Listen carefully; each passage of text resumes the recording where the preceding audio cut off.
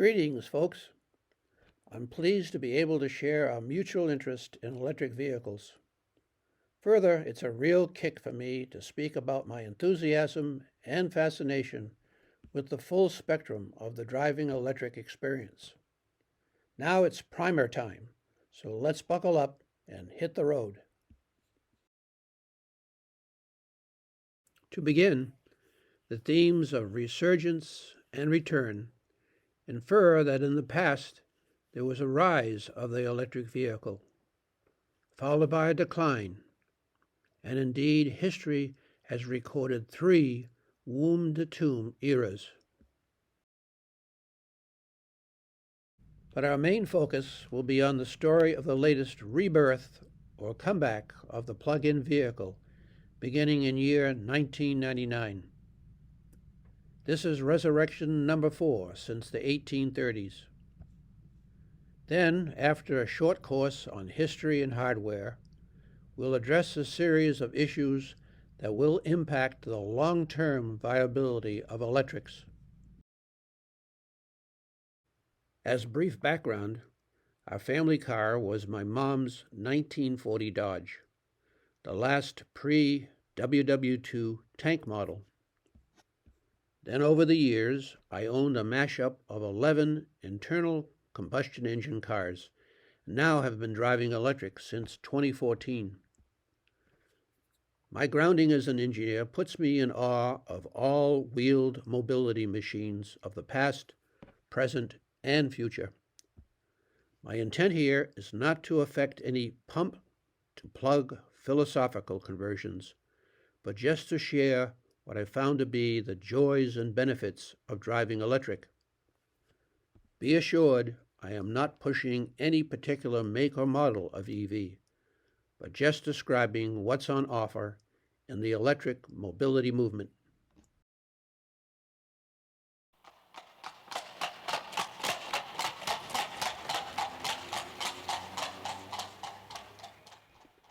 Our journey's origin dates back to the 1880s, about the same time as the start of the tail end of the horse-drawn era, pun intended, with the pioneering inventions of one man. Then the rest of our trip covers 4 major topics.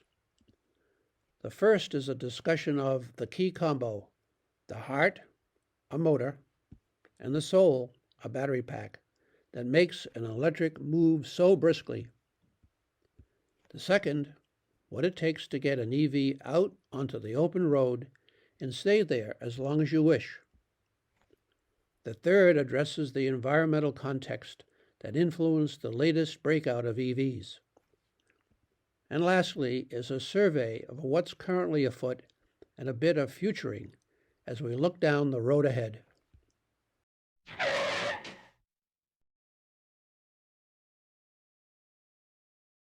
The present return or comeback of the EV takes its lineage from Nikola Tesla, note the S sounds as a Z, known as the father of electric mobility and holder of over 300 patents, among them the fluorescent and neon light, and the 17 borrowed by Marconi for his first radio. Tesla's invention of the AC induction motor in 1888 was a prelude to a decades-long struggle with Thomas Edison, dubbed the War of the Currents, that in the early 1890s entered its final round. This is when, in 1893, his alternating current proved its worth versus Edison's direct current system, empowering the nearly 700 acres of the Chicago World's Exposition, comprising 14 great buildings and Ferris's first wheel, a grand, luminous 250-footer. Thank goodness Tesla's system prevailed, underbidding Edison by half, because it's safe to say, if his AC wasn't subsequently widely adopted as an alternative to Edison's DC, there would be power plants every few blocks, and most of today's common wiring would be nearly the gauge of the fat end of a baseball bat.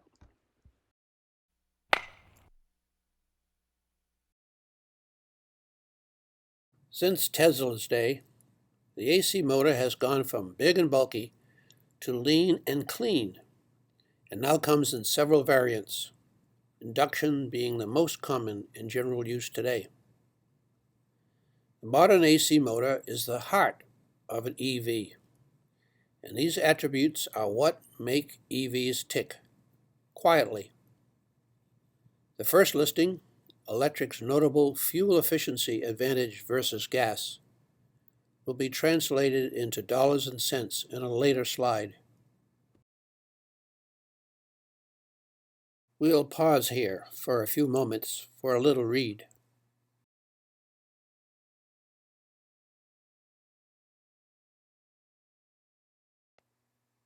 But where there's a heart, the motor, it needs to be inspired by a soul, a battery, or actually a battery pack.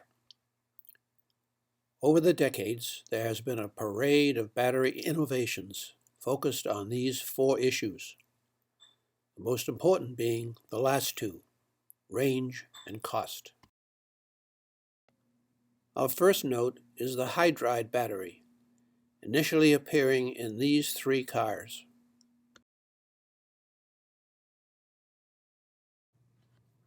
Then, the lithium-ion battery powered these three, thanks to research funding from, surprise, Exxon. This is a typical lithium battery cell, just a bit larger than a common AA. The Tesla Roadster runs on over 6,800 in its battery pack. As to the future, Tesla is developing near-term a next-generation lithium-ion battery with 16% more range at 50% less cost. And several legacy automakers are working on the development of a solid-state battery, coming a bit later in the decade, with longer life, with longer range, and better fire and explosion resistance. Further out is a dual carbon battery that replaces exotic toxic metals with carbonized cotton fiber and hinting at a 40% increase in range versus lithium. Although the battery pack is still the most expensive component in an EV, continuing cost reductions should achieve cost parity between ICEs and EVs by 2025.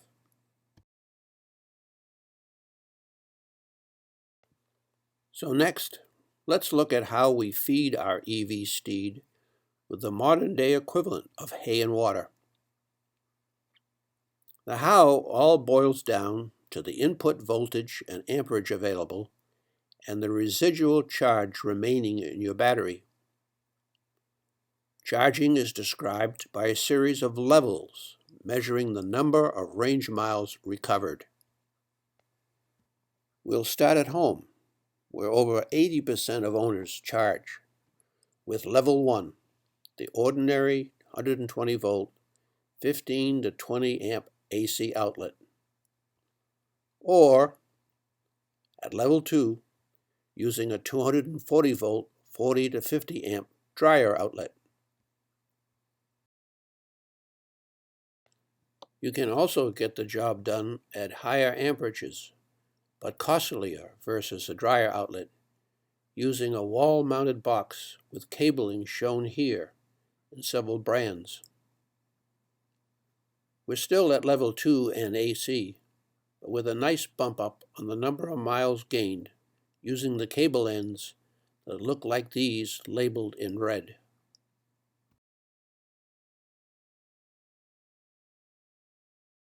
When out on the road, you will find level 3 charge points in destination charging stations with a variety of capacities and cable connections.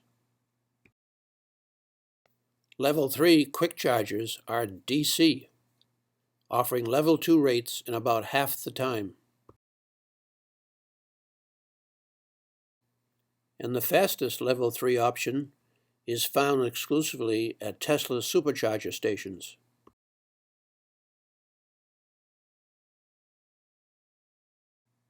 As you may have surmised to this point, car makers have not standardized the charge ports on EVs. However, the Nissan Leaf is helpful in offering 2 ports to choose from, one DC and one AC.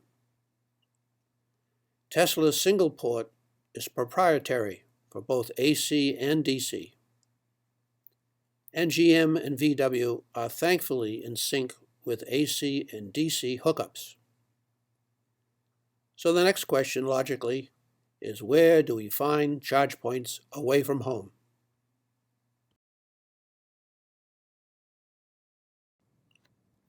Well, nearly everywhere, roughly 85,000 and counting in the US.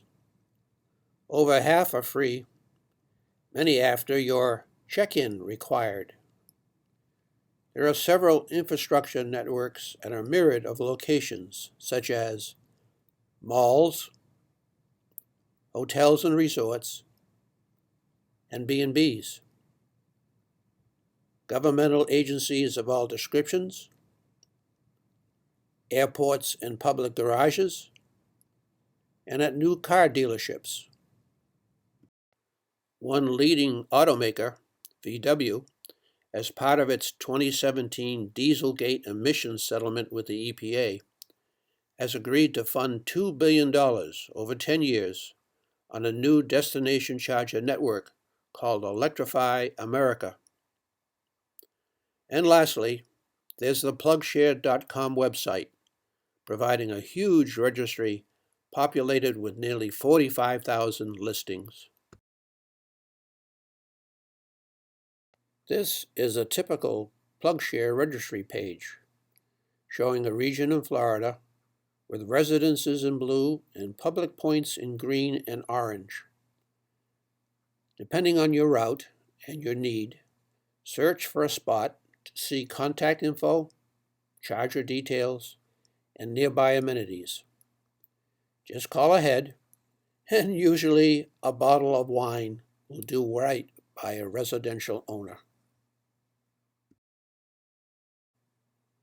So now, with all this info and a bit of prior planning, you will be prepared to load up your suitcases, stow aboard your mobile connector cable and charging adapters, and with a navigation system as your new best friend, just hit the road. Like an acquaintance did, going coast to coast in 2015. His blog route map shown here. He drove for 33 days, covering 7,200 miles, stopping at 56 supercharger stations and 14 destination chargers, all at no cost for fuel.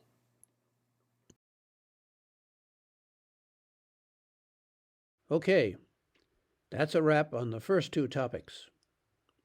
Our final 2 cover the environmental piece and the current rise and future insights. First, a memory refresh about the environmental context behind an earlier but temporary EV rise. In the 90s, concerns like greenhouse emissions, ozone depletion, and foreign oil dependency became common, and significant federal support kick-started renewed interest in EVs. GM tried out its first emissions-free concept electric. California announced the first zero emissions mandate, a big-time jolt to the auto industry, especially when 14 other states subsequently embraced the mandate. Gas vehicles had to achieve mileage standards in certain timeframes to avoid heavy fines. Car makers began converting popular models into EVs, commonly called compliance cars, achieving speeds and performance levels much like ICEs. Inspired by this significant environmental impetus, the latter half of the 90s saw the arrival of GM's EV1, soon transformed into a cult-like phenomenon. But also too soon after the turn of the decade, Despite repossession horror stories, court appeals, and candlelight vigils, the entire fleet was crushed at a secret location, Mesa, Arizona.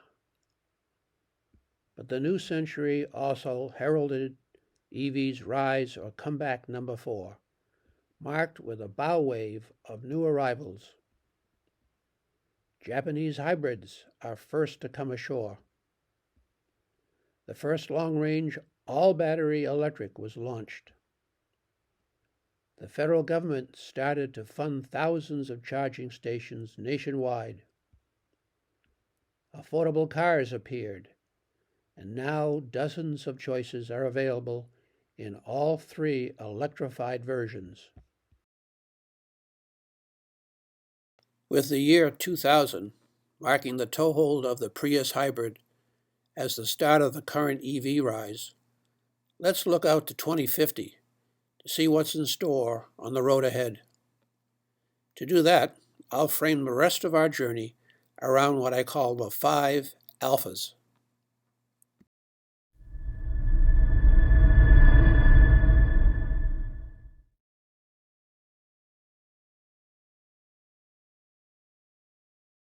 First, we'll look at the advocacy issue from 2 perspectives, starting with the energy side. We begin with the introduction of the concept of sustainable transportation, meaning the capacity to support the mobility needs of society in a manner that is the least damaging to the environment. This says it's green and low impact. Examples are walking, cycling, public transit, carpooling and car sharing, and green vehicles. Fortunately, there are many advocates already making the case for EVs as part of the sustainable transport movement. This movement runs on 2 themes: increasing the use of what are called renewables by way of tapping into an array of sustainable natural energy sources shown here, and reducing our historical reliance on oil consumption. Lastly, the Department of Energy has a great data center addressing 6 alternative fuels as substitutes for oil, with a current focus on commercial vehicles.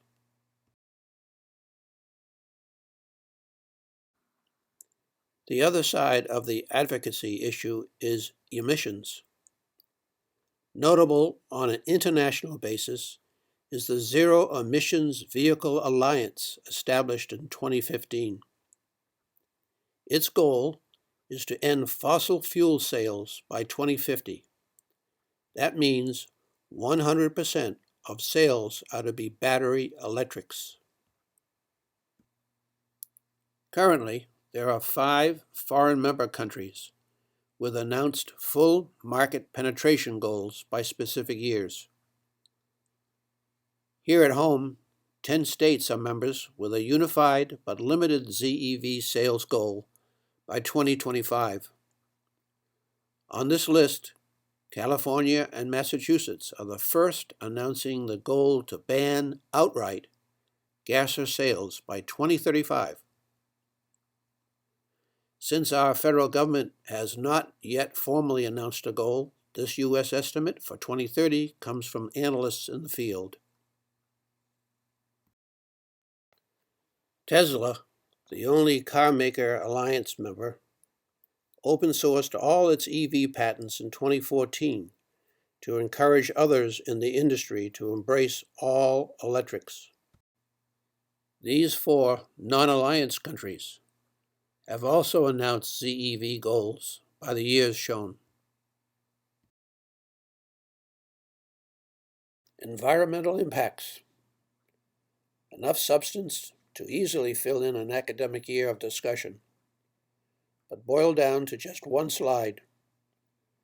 Our climate is under ever-increasing stress.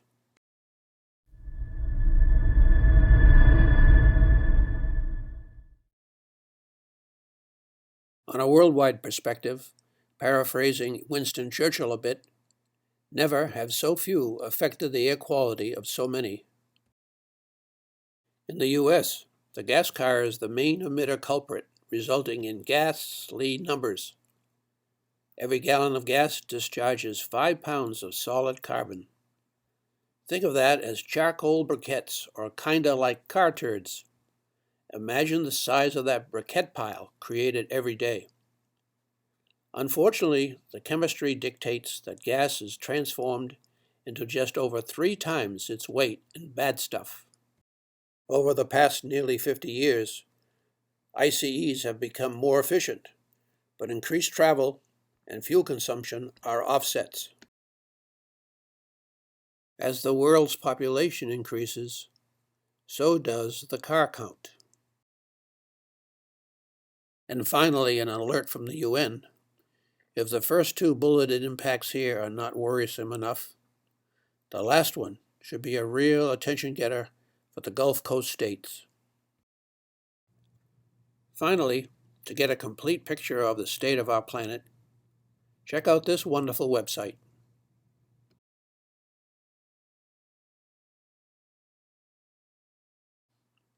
Self-driving. This is another transformative innovation, falling somewhere between the electric starter on the early Fords and the mass impact launched by the internet. Autonomous means the car will eventually perform at least 23 building block functions on its own. My now favorites are traffic light and stop sign recognition, and automatic parallel and perpendicular parking. There are 6 driving levels. I learned to drive at levels 0 and 1 in that Dodge I mentioned earlier.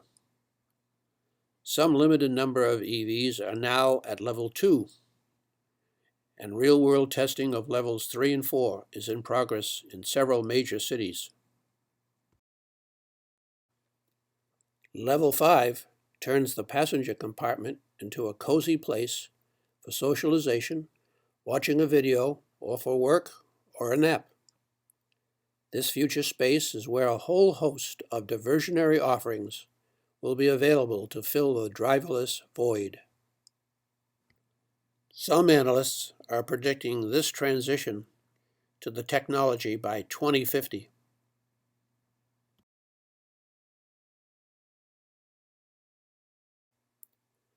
Now, let's talk alternatives. Back in 1886, German engineer Carl Benz birthed the first patented commercially practical ICE vehicle.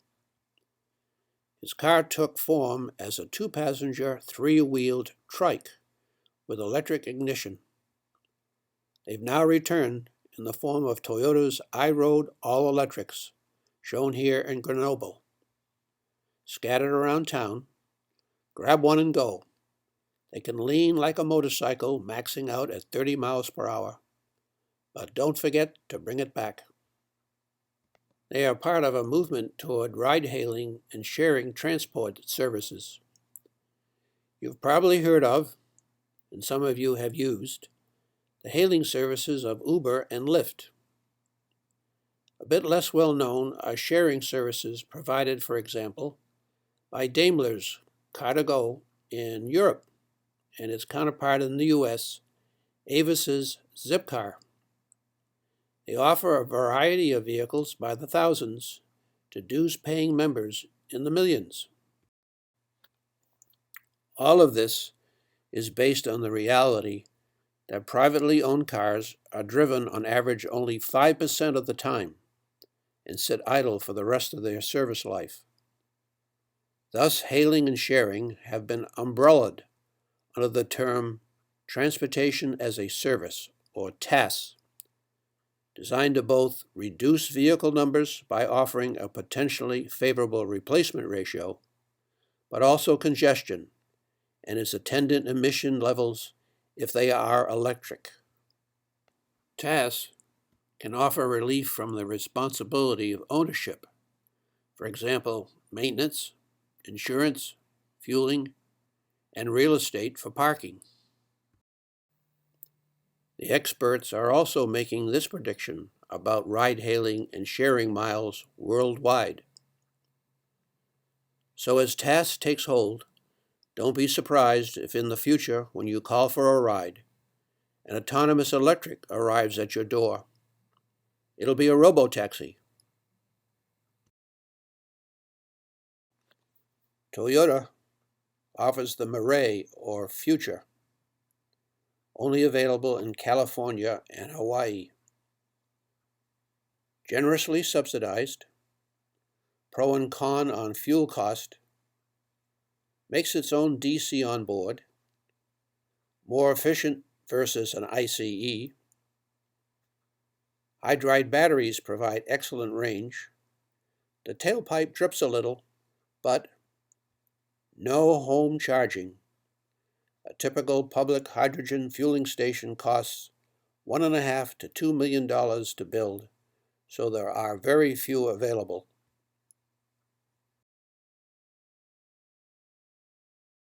For a bit of departure from our wheeled vehicle theme, how about solar-powered levitating passenger pods traveling in pressurized cabins hurtling on air-bearing skis through giant vacuum-sealed, low-friction metal tubes at near-sonic speeds? Short version, really fast electric trains in tubes. A real wow compared to 20 miles per hour for America's first EV by William Morrison, here at the wheel in his 6-passenger Surrey.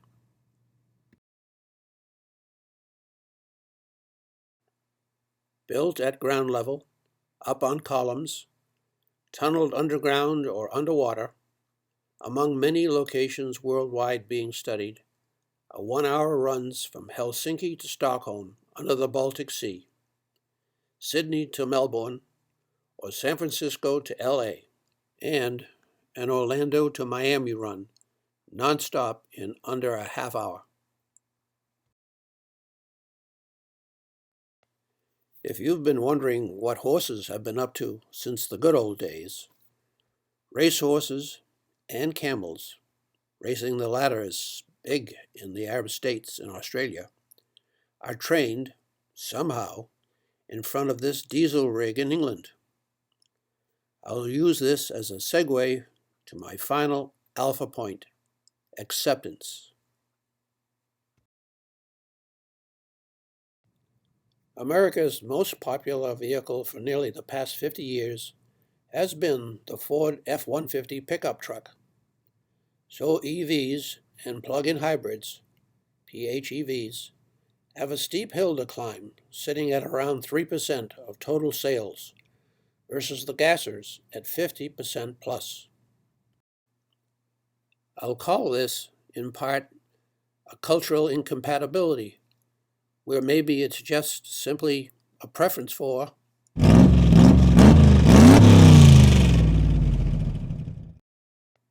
versus. But there's positive news for battery electrics. VW has made an electric commitment. 3 other legacy automakers have made recent announcements. And another bow wave of new arrivals is projected near term.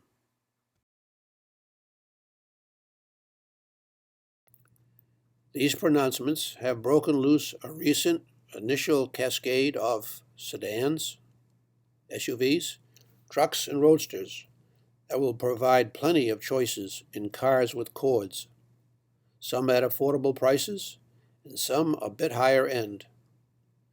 In 2011, there were just 4 plug-ins and full battery electrics on the market.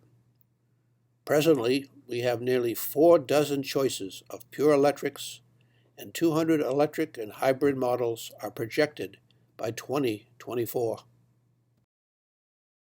These 15 makes and models offer a variety of range miles, arrayed here from highest at top left to lowest on bottom right.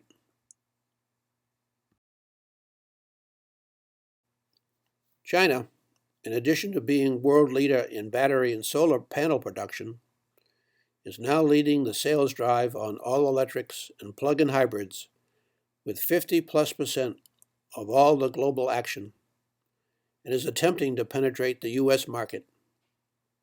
Currently, there are over 400 Chinese EV manufacturers, and incidentally, more than 1.5 more charge points than Europe and the US combined. And in the final analysis, acceptance is all about shaping the public attitude. And that attitude has been and will continue to be influenced by the host of issues scattered throughout our journey. In summary, we have mentioned these and these,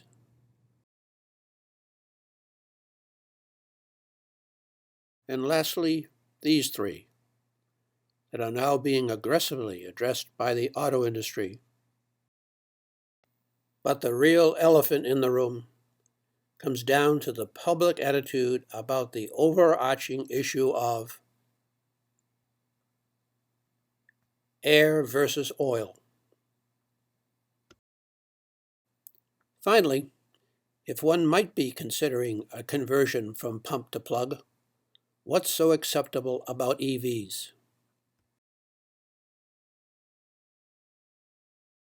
Well, that torquey AC motor provides instantaneous G-force-like acceleration with the hush of a hummingbird. Much less complexity. For example, there are no oil changes, spark plugs, transmission or radiator to worry over. Then there's the convenience of charging at home, like your smartphone, with significant fuel and maintenance savings.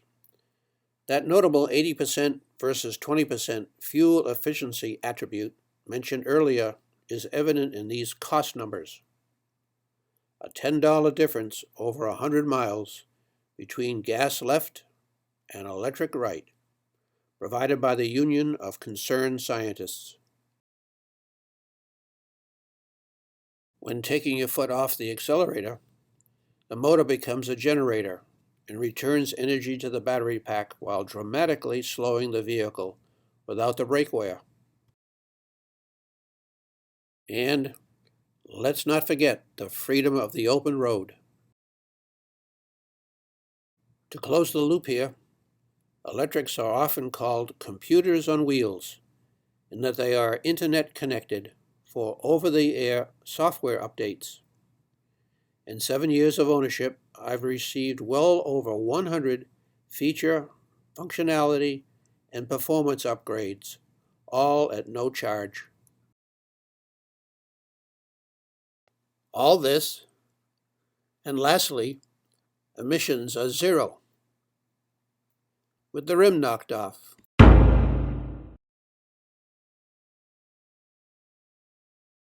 Besides all that, let me drop one last rather new nugget on you: bidirectional charging. This is a concept starting with a power source, typically a rooftop solar system, juicing up both your house and plugged-in car. Remember when we talked about ride-hailing earlier, we said cars are parked 95% of the time. So then, when things go wonky and grid power drops out, your car kicks in acting as a mobile backup storage battery, reverse feeding into the house, V2H, vehicle to house. Or when your system is plush with power, the car can feed your excess back into the grid, V2G. Then the utility pays you. Voila! Now you have your own microgrid.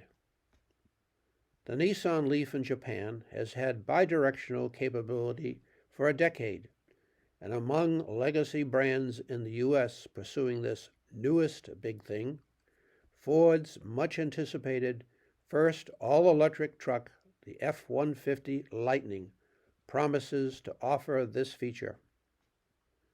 The two keys to BiDi tech are the development of dedicated DC to AC inverters or wall boxes that can accommodate a variety of EV cable connections, and the cooperation of your local utility.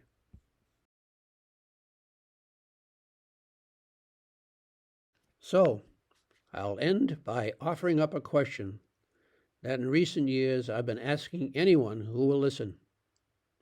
Reading together.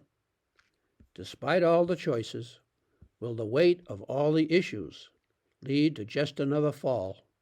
Or will this be a lasting resurgence where the car of the future becomes not only electric, but self-driving, shared, and connected? Well, I knew this question was coming, so I got my hand up first. I'm going to continue to answer with a resounding yes. This return, number 4, this time is charm. This resurgence will stick.